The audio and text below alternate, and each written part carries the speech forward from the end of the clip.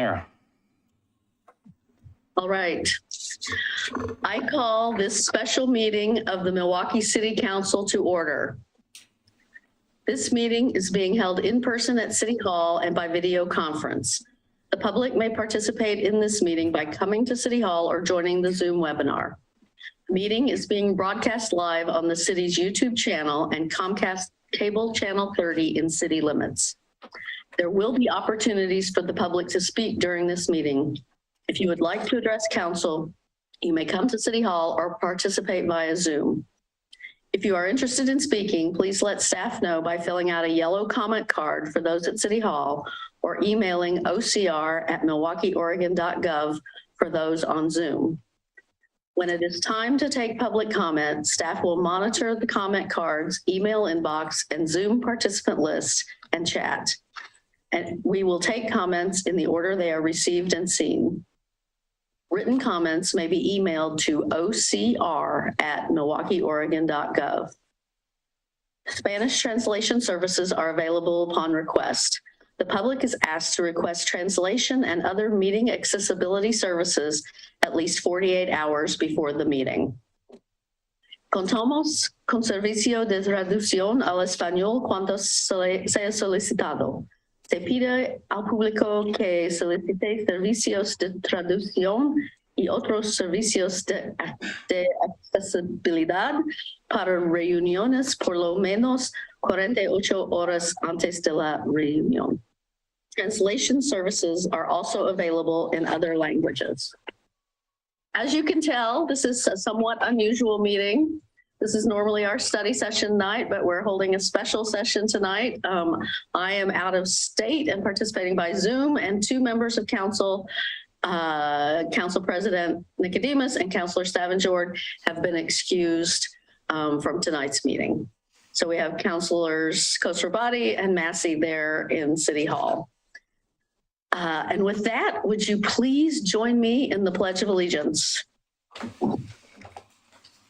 I pledge allegiance to the flag of the United States of America And to the republic for which it stands, one nation, under God, indivisible, with liberty and justice for all. The City of Milwaukee respectfully acknowledges that our community is located on the ancestral homeland of the Clackamas people. In 1855, the surviving members of the Clackamas signed the Willamette Valley Treaty, also known as the Kalapuya, etc. Treaty, with the federal government in good faith. We offer our respect and gratitude to the indigenous people of this land. And now I have a few announcements. Grab a blanket and bring the entire family to enjoy the Canary Saxophone Quartet at North Clackamas Park this Friday, July 14th from 7 to 8 p.m. The performance is sponsored by the North Clackamas Parks and Recreation District. Also this Friday, Milwaukie Porch Fest returns for 2023 over this Friday and the next two Fridays from 6:30 to 8:30 p.m. each night. Come out to enjoy a free festival of performances on porches, driveways, and public spaces across the city. The event is organized each year by the Milwaukie Arts Committee. Learn more by visiting milwaukeeporchfest.com. Come out to enjoy a free live performance by acclaimed performer Red Yarn on Thursday, July 20th from 5:30 to 7:30 p.m. at Ardenwald Park. The performance weaves folk songs and puppetry into high energy, interactive shows and is great for the entire family. City Manager Ann Ober hosts another open door session on Friday, July 28th from 9 to 10 a.m. at City Hall. Attend the session to ask questions, raise concerns, or just to find out more about what the city is doing. No sign up is necessary, so feel free to just stop by.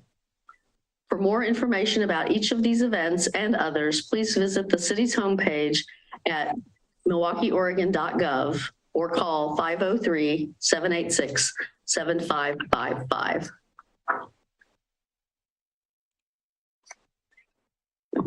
The next thing up, I just wanted to take a couple of minutes to talk about a very special Milwaukie resident who recently passed away, Paul Klein.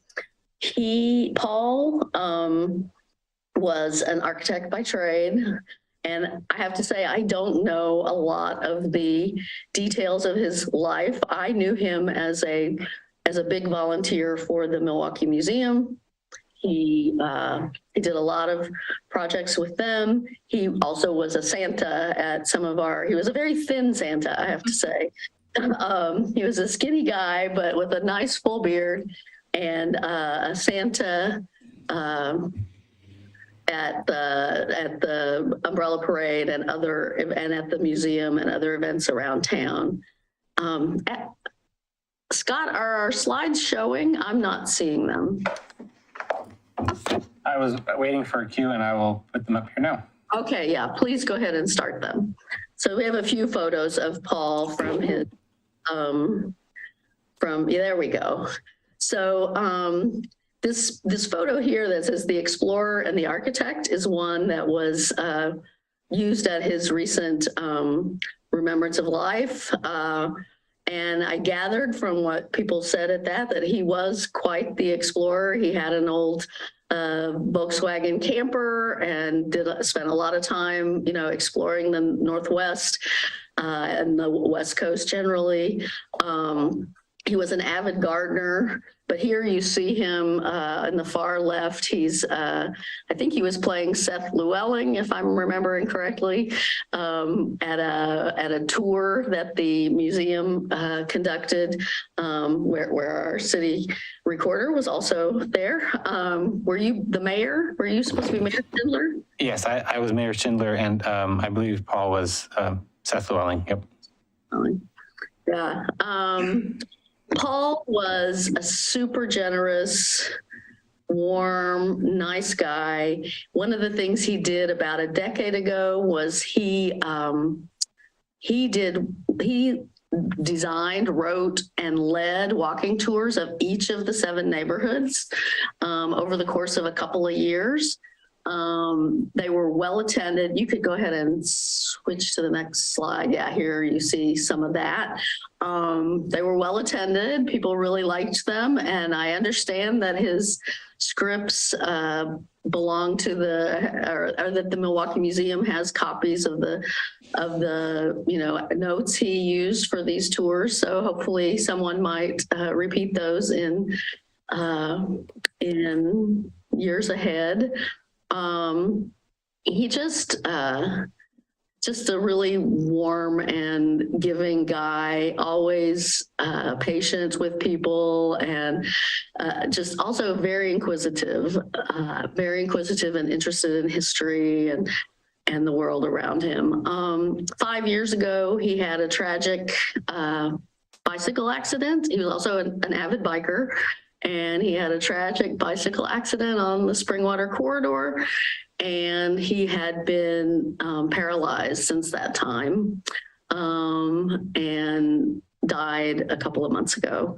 So I know he was somebody that knew a lot of people in town knew, who touched a lot of lives in town. Here we have him as Santa.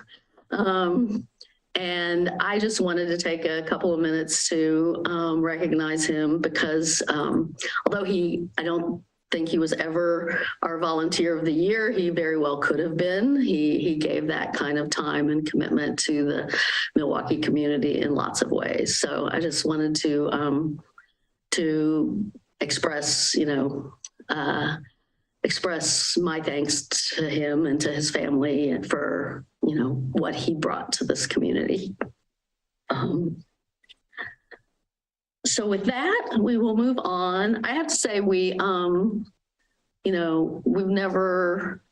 have occasionally done proclamations around a resident's death. I'm not sure I see a ton of value in a proclamation, but I mean, if a family wants it, I guess it's something we could consider, but I just, I didn't feel a proclamation was necessary here, but I did just want to take a couple of minutes to recognize and remember Paul. So moving on, community comments.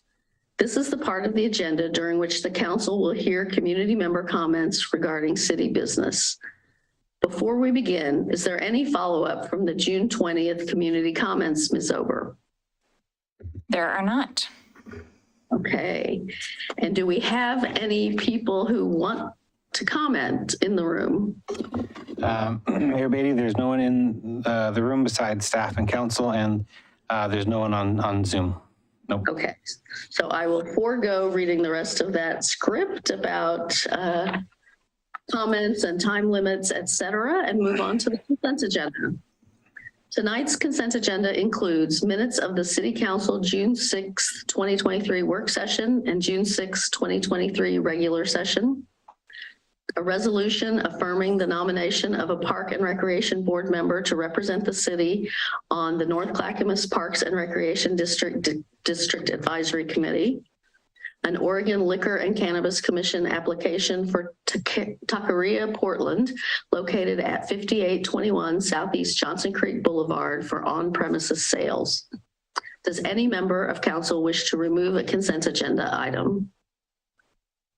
I'm not seeing anyone asking to remove a consent agenda item, so I would entertain a motion. I motion we approve the consent agenda. Second. It's been moved and seconded to approve the consent agenda as presented. All those in favor say aye. Aye. Opposed say no. None heard. The consent agenda is approved unanimously. And now we will recess our regular session to meet as the Milwaukie Redevelopment Commission. Council will reconvene after the commission meeting. If you are watching on Zoom, you can stay where you are. So for now, the council meeting is in recess. So I call the Milwaukie Redevelopment Commission meeting to order. This meeting is being held in person and by video conference. Do I still need to read all this? I think with lacking an audience, you can skip a lot of the participation part. Okay. It's the same rules about participation as for the city council meeting. And it's also the same information about the Spanish translation being available on request and other accessibility services being available on request. So I won't repeat all that here. We do have a set of minutes from the last meeting, June 20th, 2023. Does anyone have any corrections or discussion for those minutes? Seeing none, I will entertain a motion. I move to approve the June 20, 2023 Redevelopment Commission meeting minutes. I second. It's been moved and seconded to approve the June 20th, 2023 Redevelopment Commission meeting minutes. All those in favor say aye. Aye. Aye. Opposed say no. None heard. The minutes are approved unanimously. And the only order of business we had today is a very short one, which is a resolution to approve a appointment to the Milwaukie Redevelopment Commission Citizens Advisory Committee, Community Advisory Committee, sorry. So Mr. Stoffer? Thank you, Mayor Beatty. It's a pretty straightforward request. I apologize it was not included at the last MRC commission, the last commission meeting a couple weeks ago.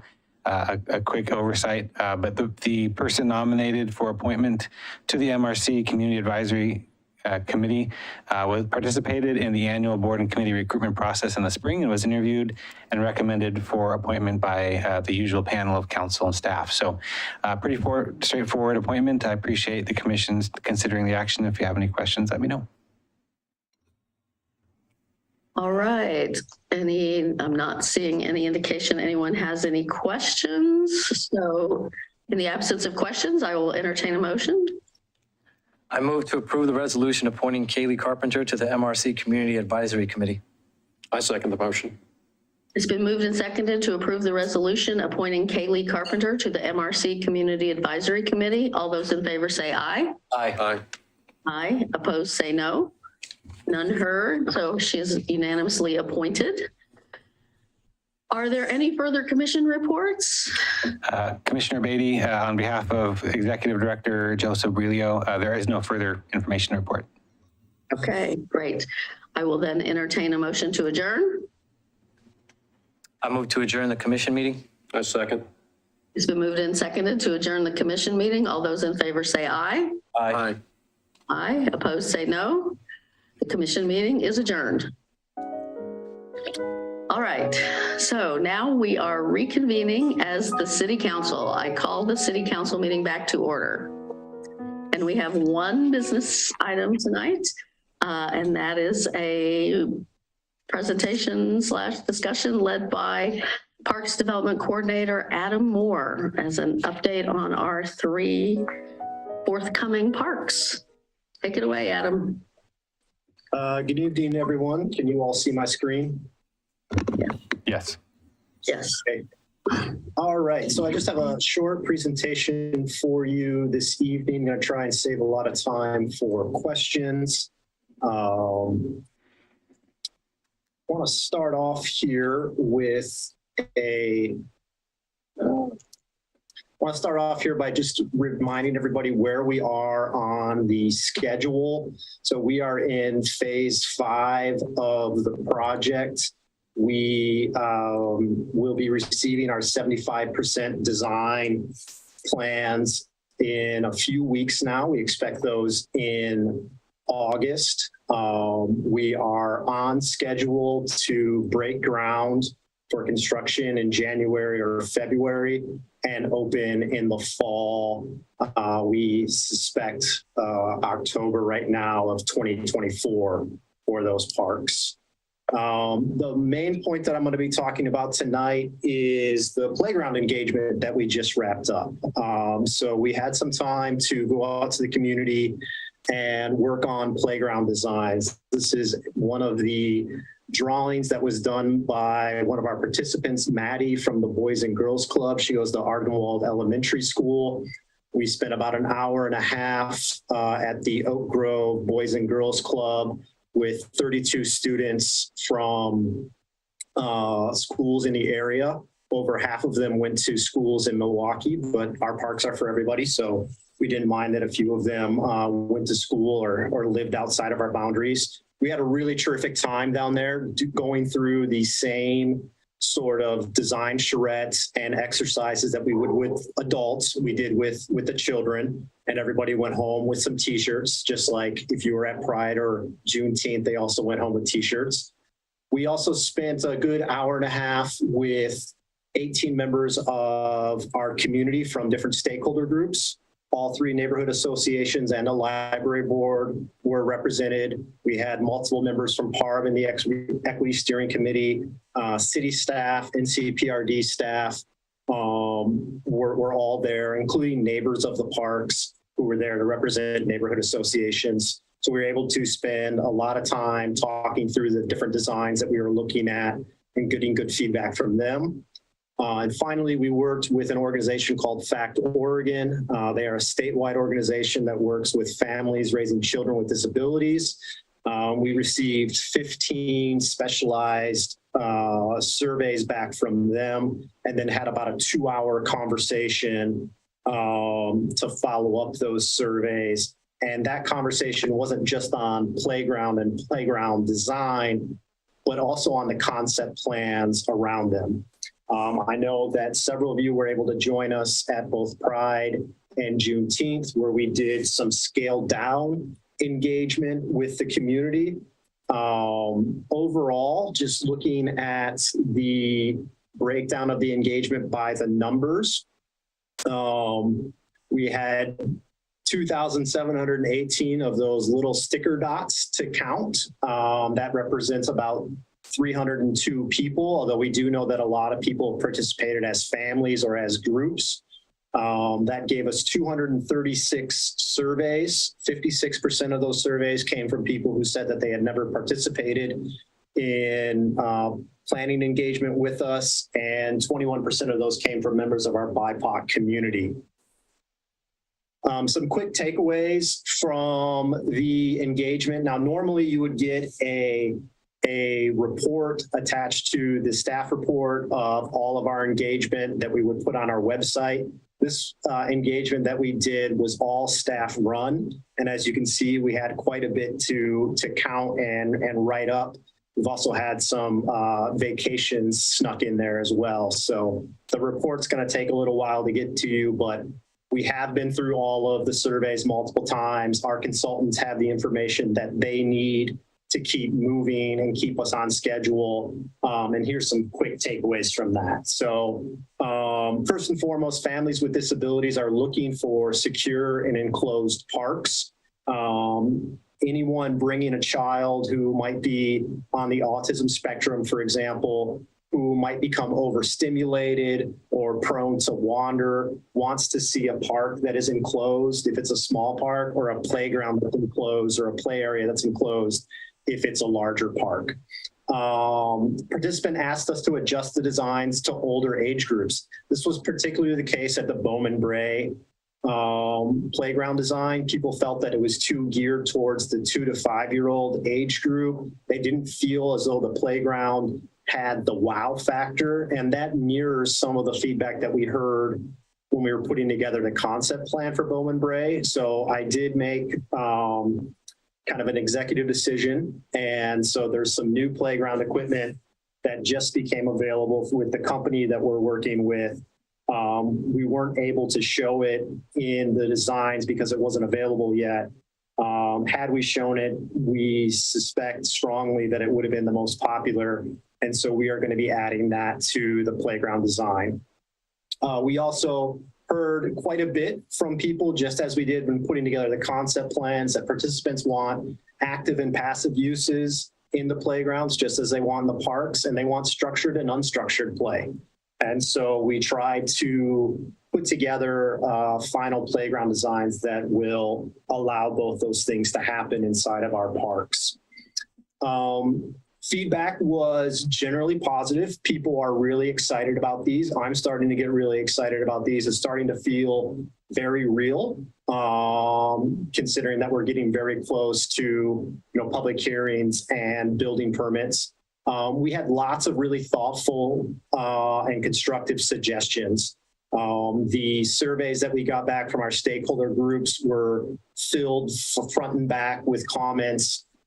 People at the pop-up engagement, particularly Juneteenth, were spending a good 20 minutes to a half an hour filling out their surveys. One thing that did come out, particularly at Pride, was that we need to take a second look at how we collect demographic data. And that is something that we will be seeking assistance from our new equity program manager when we have one on board. We take that feedback very seriously. We have reached back out to the people who made those suggestions, and we will be working with them to make those adjustments. So next steps on the project, as I mentioned earlier, we will hit 75% design in August. When we get there, at that point, we will just be working on the finishing touches. What type of fence will we have? What kind of garbage cans will we have? But the main amount of the parks will be designed, and after that point, it will be very difficult for us to make changes. We expect that we will be doing public hearings in August. We are slotted right now for an August 22nd public hearing date before the Planning Commission.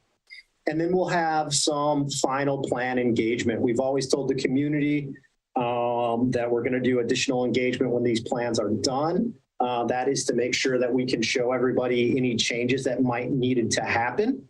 We do know that there will be some changes, as I mentioned, to Bowman Bray. We'll also need to make some changes to Belfour when it comes to the playground, and that is so that we can make sure that we save. There's a very large horse chestnut tree at the top of the hill next to the playground. When we looked at it before, we weren't sure that the tree was very healthy. And so we were going to put the playground where the tree is. We've watched that tree and taken closer looks at it a couple times. And so we are going to be adjusting the shape of the playground, which will adjust some of the playground equipment that we have in there. So we'll be doing that final plan engagement in October. This would include a survey on Engage Milwaukie. We'll do an open house at the Leading Library for all 3 of the parks combined, and those final playground designs and precedent images will be shared. Right now, our playground companies are taking our feedback, and I want to make sure that everything fits into our footprints of our parks. Our parks are rather small, and I want to make sure that we're staying within budget. Speaking of budget, it's a good time to check in on this. Our budget has grown quite a bit since that original ARPA award, AKA COVID stimulus dollars. So you can see that we have a variety of funds here, $2.25 million in ARPA money, $60,000 in city funds from the capital improvement plan. We have a $10,000 donation from the Leading Library Foundation, just over $22,000 from the Ardenwald Johnson Creek Neighborhood Association for Belfour Park. We're working with 317 of Metro local share dollars. That makes up the bulk of the local share that was left over from the amount that is committed to Milwaukie Bay Park. And we did receive, I'm happy to announce, the Metro Nature and Neighborhoods Grant. That's $350,000 that can be used at all 3 parks. What's also very exciting is if you're in the Ardenwald Johnson neighborhood, or you've been following along with the Hillside Park development, they also received one of these grants, and they'll be receiving nearly $400,000 for additional money for recreational services on that Hillside Park campus. We also suspect that we will be looking for $25,000 in Safe Streets money that will allow us to make those connections to the park, particularly like Bowman Bray, maybe some work to connect other parks. The one that's in orange here is our State of Oregon Parks and Recreation Department local government grant program.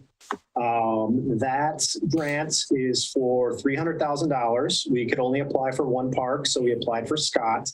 We did present to the committee about a month ago.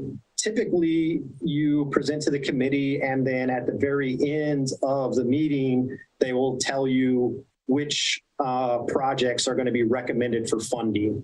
This year, because the state budget took so long to get approved, they didn't know how much money they had. And so we still have yet to hear about that $300,000 there. And so that is going to, that's what makes this a potential budget here. As you can see from the 30% design, which did include 30% contingency and about 9% inflation, so these are very conservative numbers, you can see that our total is $3.3 million, and the amount of money we expect to have, even with this grant that we don't know about, is $3.3 million.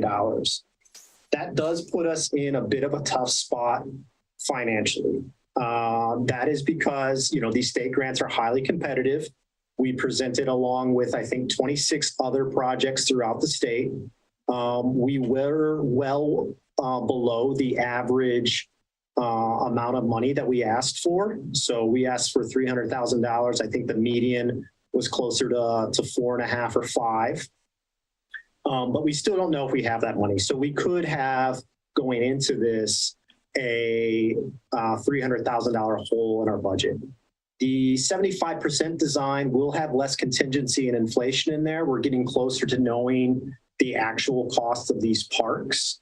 So we'll be able to bring those numbers down. It is our hope that any cost increases that we see in the design will be inside that contingency and inflation number. But we're really not going to know if there's going to be any need for value engineering until we get probably to 100% design, until we hear about that state grant. And, we will have, if we don't get this grant, we will have some decisions to make. So I know that this is a short meeting for you all, but I think that in the event that we don't hear, in the event that we don't get the news that we're looking for with this state grant, we might need to come back and have a discussion on if you all want us to value engineer the project to bring it down to the amount of money that we have, or should we seek other monies? I will say that by the time that we know that, it will probably be too late to go after more grant funding, just because, you know, we're looking to break ground in January, which means that we're signing construction contracts much earlier than that. So that does put some challenges in our fundraising opportunities at this point. So, you know, we still have our fingers crossed. We feel as though we presented a very strong project. We checked a lot of the boxes in the rubric that we submitted with the grant. We felt as though we presented very well, and we are very hopeful there. However, you know, projects are expensive right now, and we are doing our best to meet this project where it's at. But I think that over the next couple months, we might be looking at having to make some hard choices here. And with that, this is just a photo of Ben Johnson and I at the Boys and Girls Club, where we did our outreach. And if you have any questions, I'll be happy to answer them.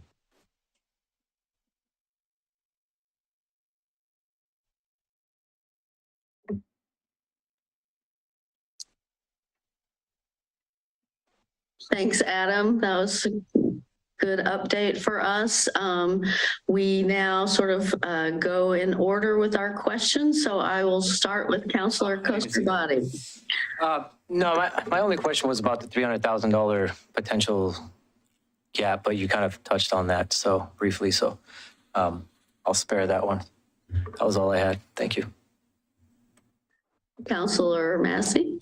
Yeah, no questions, but Adam, this was an uplifting presentation because we had so much community input, and we always sort of talk about this and talk about we wish our community outreach was more effective and wider encompassing, but this is an example of how to do it right. And there's kind of one simple takeaway for me. We did it in the warm weather where people are out, you know? And so that's probably something we ought to put in our noggin for later. If we really want to get, community input, let's sort of try to wicker these things for when we can get people out to the parks and we can engage them one-on-one rather than waiting for them to sign on to Engage Milwaukie. So I was very pleased with this, and so you've sort of written the template as far as I'm concerned. Yeah. Well, thanks for that. It has been a group effort. I do want to give a shout out to Sasha Freeman in the Public Works Department. So she went above and beyond the call of duty to help me put all this engagement together. This was all staff run. And, you know, the lesson that you just mentioned, Counselor, was one that we learned last fall. John Hennington, our former equity program manager, put it very simply when he said, we either need to throw a big party or we need to find someone else's big party to go to. And that seems to be where community engagement is now post-COVID. So, it's been a team effort, and I think we learned a lot last year that we're applying now, and it's been very helpful. Thank you.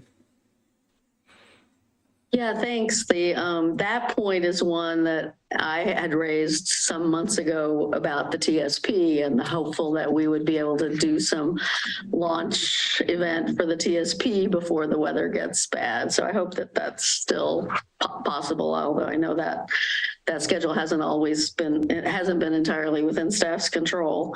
I did have a couple of questions. You mentioned that the contracting would need to happen, I gather, this fall in order to start construction in January. Is the intent to contract them all as one thing or each individually? So we expect that we will have two contracts, one for playgrounds and one for the construction of the rest of the parks. And we will bid them out together. That way we are bidding out a larger project, which might be more attractive to a few other companies. We will allow, probably in our RFP, we haven't put these documents together yet, But we will allow them to work with other companies if that helps them with their staging and to meet our deadlines. But the goal is to bid them all out, all 3 parks together, and then work with a company specifically for playgrounds on those playground footprints. In fact, we will be, in order to save some money and to make sure that we're not dealing with any supply delays, we will be ordering some of our equipment for these parks probably in October and November and storing them here at Public Works so that we have them in hand and we can take advantage of this year's pricing. All of the companies that sell these amenities, they always up their prices in January, and even though it's the same thing. So we're going to try and take advantage of any end of the year sales they have for this equipment. Great, great. You know, when we talked about these parks originally, I guess I knew we were talking about doing a park accessible to all abilities, but it looks sort of like we're trying to do that with all 3. Is that right? I mean, I will say, I do want to second what Commissioner Massey said about your outreach. I did think the outreach at the Pride and Juneteenth were great. But having looked at those boards and those things, it looked to me like maybe we were trying to do accessible playgrounds in all 3 parks. We are trying to do inclusive playgrounds at all 3. We will not have the sort of equipment in our parks that could accommodate a wheelchair going on it, but right now we are striving to have the rubber safety surface, the rubber tile safety surface at all 3 parks. Since our parks are very small, our playgrounds are very small, and our budget is rather small. You know, a lot of people bring up, for example, Gabriel Park. Well, Gabriel Park's budget was like, I don't know, 12 times what ours is. So we're not able to do that sort of equipment at any of these 3 parks, let alone all 3. And so what we have looked at is trying to find a way that we can, between the 3 parks combined, have the sort of equipment that you would need in a larger inclusive playground. So for example, ensuring that one of the playgrounds has a piece of spinning equipment and some equipment where a lot of people can climb, that has a lot of, but also has a lot of activity boards around the side. So you see that in the Scott Park designs that we shared. At Belfour, we would have the only accessible slide because that embankment slide would have the accessible ramp that goes up to the top. We also have the basket swing at Belfour, which is good for multiple users or users with mobility issues. And then at Bowman Bray, we have, you know, the only true swing set in the project, and we wanted to make sure that that had an all-user swing set, aka an ADA user swing set. And so, yes, we felt it was very important that all of the amenities in all 3 of these parks were accessible to everyone, and that we pushed the limits of our budget and our space to be as inclusive as possible. These are not going to be considered, you know, if you're familiar with like a Harper's Playground or the truly inclusive, accessible playgrounds, we're not there yet.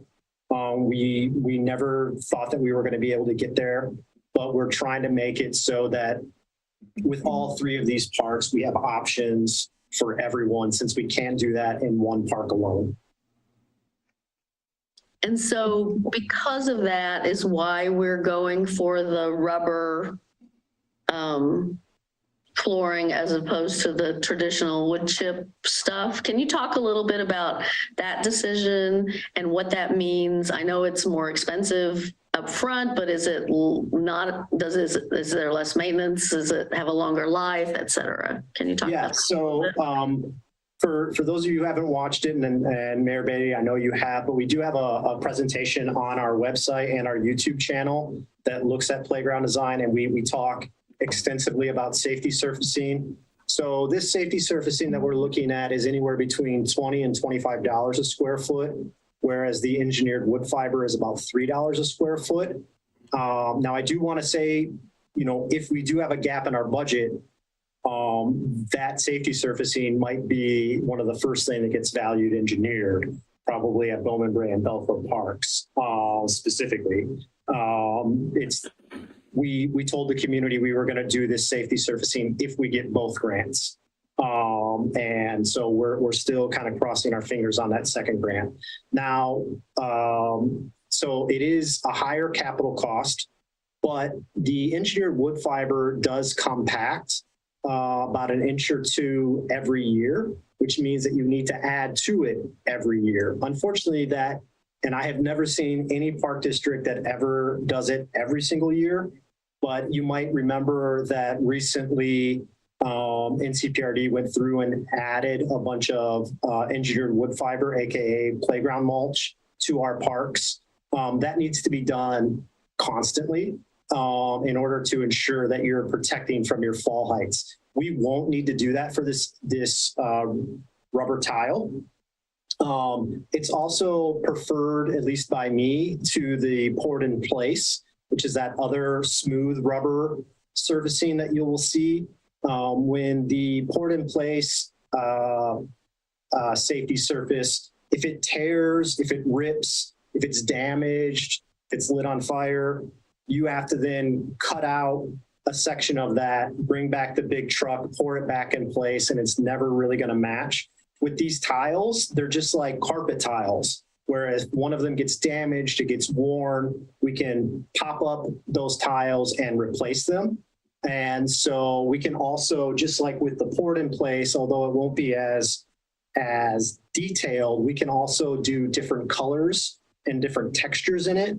So for example, we will, around the swing set at Bowman Bray, do a brighter color so that anyone that has any sort of cognitive impairments or just anybody in general will see that, hey, that's an area of high use. We'll do something similar underneath the slide at Belfort Park.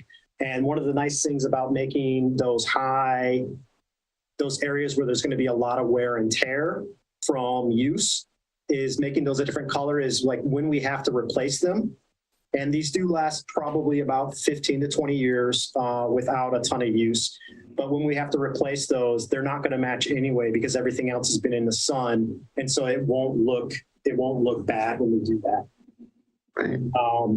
I think so. We talked about cost. It's more upfront, but less over the long run. They wind up being about the same over 10 years, cost-wise. And I think that they're really preferable from a maintenance standpoint, especially since, we still have some questions up in the air over how these parks are going to be maintained in the future. And what, yes, I mean, setting aside that question, what about what about dog poo and what about sanitation? Do you actually come out and wash them at some number of times a year or something? Or do you just, I guess that issue is the same no matter what the service is, you have that. Well, with engineered wood fiber, you're probably just using a shovel or a rake and putting it in a garbage bag. Here, you would need to wipe it down or hose it down.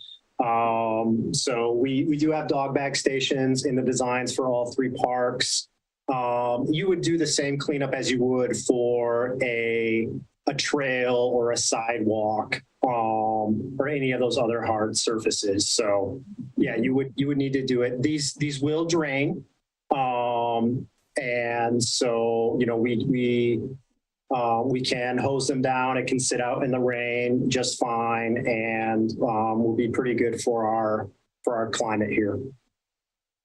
Okay. I guess my only other question was about the $300 grant that we're waiting on, $300,000 grant that we're waiting on. If there's anything, it sounds like the process and the state has the input that it's going to take, but if there's any value to additional letters or maybe hearing from our state rep or state senator or anything like that, do let me know. We can try and get some more expressions of support. At this point, we submitted all the letters of support. They capped those at 5. We did submit letters of support to show our community support along with the grant. My understanding is going into the presentation, the applications were pre-scored. And what they do is they list the projects in order by score. And then they say, well, we have this much money, so we can fund this many projects. The piece of information that they were missing was not the scores of the project, but how much money they were going to have to work with. Now, we do know that sometimes they do look at projects and say, hey, you've got a really great project, but we don't have enough money to fully fund you, so we're going to fund you partially. Or they might look at ways that they do. I guess what I'm trying to say is they're going to try and use all of the money that they have allotted to them. But at the time that we presented, they did not know what that number was. We have heard that it is going to be more money than they have had in the past. And some people took that as a good note. So, the hope is there that we're going to be able to have these projects fully funded. But we're really just waiting. There's nothing else we can be doing to help our cause. At this point, That was my question. In a normal year, we would have already found out if we were recommended or not. It's just taking longer this year. There's nothing more that we can do. In fact, they score the applications before we present, and the presentations are kind of used as a bit of a cherry on the top or an opportunity to provide some additional information that might help your score a little bit more. So we're just waiting to hear. We have talked to PARB a little bit about what to do in the event that, let's say we get the grant, but our 75% design or 100% design is over budget, or let's say we don't get the grant. If they had any feelings about, should we value engineer? Should we look at other money? And PARB was kind of split on that topic. So I think that once we know more about that state grant, it would be a good opportunity to kind of come back and have a discussion about, what it is that we want to do and where. All right. Well, thank you, Adam. Did the other counselors have any other questions that came up for them or anything else they wanted to chime in and say? Okay. All right. Well, thank you very much, Adam. Thank you. We don't have any public hearings, but do we have any counselor reports? Anybody have any meetings? Probably not, since it was over the 4th of July holiday, but any late June meetings or July meetings anybody has to report on? Nope. Okay. All right. Well, if we have no council reports, I do appreciate Councilor Kosherbati is going to the NCPRD District Advisory Committee for me tomorrow, so I appreciate him doing that. With that, I guess if there's nothing else, I'll entertain a motion to adjourn. Entertain a motion to adjourn. I second. It's been moved and seconded to adjourn. All those in favor say aye. Aye. Opposed? None heard. We are adjourned. Thank you. Thank you.